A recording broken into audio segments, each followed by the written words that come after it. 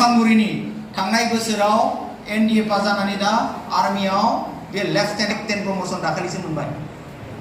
थ' बिबो फार्स्टआव बर' मिडियाम फरायदोंमोन, क्लास 6 सिम बर' मिडियाम, बिनि उनाव बर' मिडियाम फरायखांनायनि उनाव मा खालामबाय, सैनिक स्कुलनि एन्ट्रेन्स जाबाय, सैनिक स्कुलाव बियो फरायबाय, सैनिक स्कुलनिफ्राय हायार सेकेन्डारिखौ पास जाबाय, हायार सेकेन्डारि पास जाखांनायनि उनाव बियो एनडिए एग्जाम होबाय, एनडिए एग्जाम होनानै बोसोरथाम कर्स लाखांनायनि उनाव डिग्री कोर्स फरायखांनायनि उनाव आरो बोसोरसे स्पेशल आर्मी कोर्स लाखांनायनि उनाव now he is an army officer NDA दैफां नार्जारिनि दै गथ' 21 बोसोरनि बैसो। दिनै नंगौ जे जोंनि फरायसुला फरायसुलिफ्रा क्लास 9-10 मोनहैबाथाय माने मडेल कुइसन पेपार बा मडेल कुइसन एन्ड आन्सार बेखौ फरायनाय बायनानै फरायनाय बे मोनसे हुदा दङ। गावनो माने बिजाबखौ फरायनानै माने जिखिनि कुइसनफोर दङ बे कुइसनफोरनि एन्सारखौ नागिरना बनायना लानाय बे हुदा गैया। दा बेयो खोब जोंनि थाखाय गाज्रि जादों आरो बे हुदाजों जोङो माने अकल मा होनगोन सासे मेगन खानानि बायदिसो जागोन माने।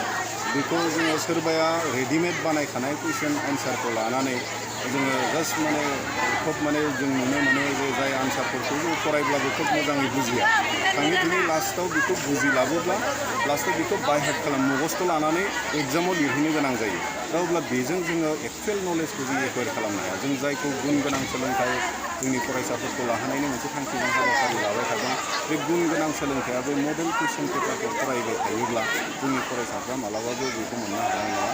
दा बेनिखायनो जोंनि फरायसुला फरायसुलिफ्रा जि टेक्स्ट बुक, जे फरा बिजाबफोर माने स्कुल कलेजफोराव मोनगोन, बे टेक्स्ट बुकखौ खोब मोजां भाबै फरायनानै बिनि एकदम इन डेप्थ मा फोरोंनो नागिरदों बेखौ जों बुजिना लानानै माने लास्ट पार्टनि जिखिनि कुइसनफोर दङ बिनि एन्सारफोरखौ जों गावनो बानायनानै लिरनो नांगोन।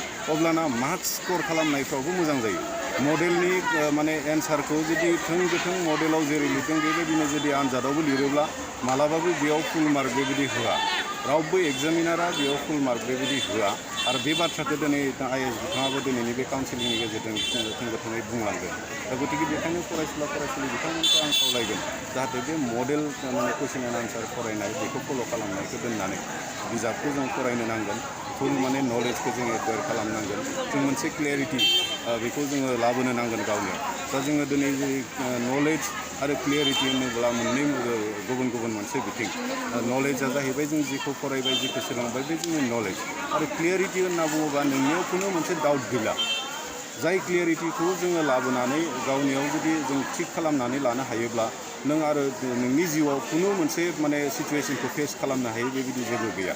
आरो गिनाय लाजिनाय जोंनि फरायसाफोरनियाव गोबां थायो।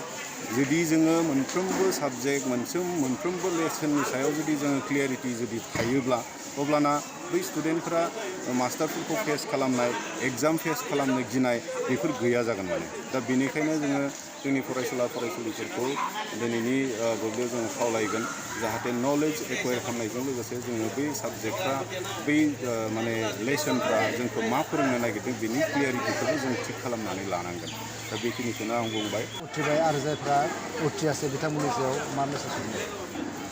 उथ्रिनाय साफ्रोमबो फरायसाफोरनिसिम माने कंग्रेचुलेसन थाबाय। बिथांमोननि फैबाय थानाय जिखिनि फिउचार बेयो ब्राइट मोनसे फिउचार जाथों, मोजाङै मोजां फरायलांबाय थानो हाथों। आरो जायफ्रा उथ्रिसारनो हायाखिसै बिथांमोना जाहाथे गोसो दाबायथों। फेलार इज द कि टु साक्सेस होननाय बुंनाय दङ। फेलारा माने साक्सेस जानायनि मोनसे साबि।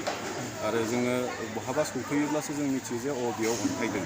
नेक्स्ट आरो होमब्लाना बे अन्थाइखौ बोखारनानै जों आवगायलांनो हायो।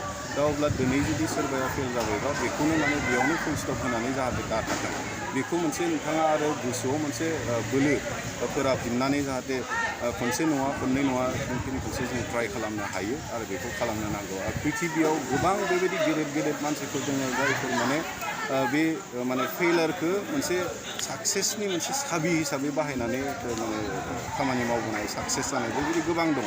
जों इलन मार्क्सनि बाथ्रा बुङोबा जों मोनथिनो हायो। इलन मार्क्सआ सासे माने माने स्पेसक्राफ्टनि सासे दिहुनगिरि। बिथाङा माने कमार्शियेल मोनसे स्पेसक्राफ्ट बानायदों आरो बेखौ बानायनो थांनायाव बिथाङा खनसे नङा गोबांबार फेलार जादों। दा बिनि उनाव बिथाङा दिनै साक्सेस माने पृथिबिनि माने 15 जन माने साक्सेसफुल बिलियनारनि गेजेराव बिथाङा दिनै सासे।